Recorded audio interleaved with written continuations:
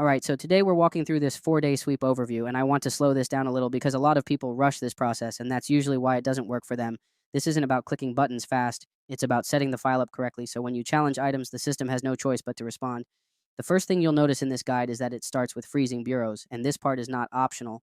Freezing Equifax, Experian, TransUnion, and the secondary bureaus is what locks the file in place. Think of it like pausing the system so nothing updates, refreshes, or moves while you're preparing everything else.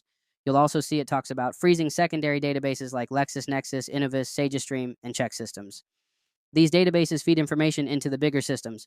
If they're still open, data can keep circulating while you're trying to clean things up. Freezing them first gives you control. Once everything is frozen, the guide moves into pulling fresh reports, and yes, these reports cost money. That's normal. The reason you need fresh reports is because you want the most up-to-date snapshot of what's actually reporting right now, not last month, not last year.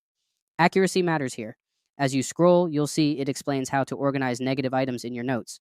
This is where people usually mess up because they try to dispute emotionally instead of documenting. You're not arguing, you're listing facts. Account names, partial account numbers, dates opened, balances, and which bureau they appear on.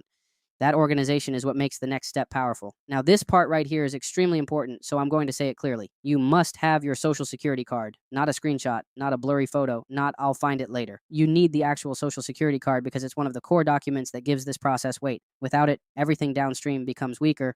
Same thing with your ID and utility bill. Addresses must match. Then the guide moves into the identity theft affidavit. This is where everything changes. Instead of normal disputes, you're filing a formal report that triggers verification requirements. You're not saying, please remove this. You're saying, this does not belong to me and you must prove it does. And when you pair that affidavit with properly documented reports, the burden shifts. Systems aren't built to handle this efficiently, which is why things move fast when it's done correctly. You'll notice the guide also explains how everything gets packaged together. This isn't random paperwork. Each bureau gets its own clean packet. Reports, affidavit, ID, social security card, utility bill, all aligned, all matching, all intentional. That structure matters more than people realize. There's also a section talking about notarization. This part isn't mandatory, but it's strategic. Notarizing tells the bureaus you're serious and that you're willing to stand behind what you're submitting. It removes excuses, it removes delays, it removes we didn't receive it conversations. Then we get into shipping, priority shipping, correct bureau addresses, and tracking.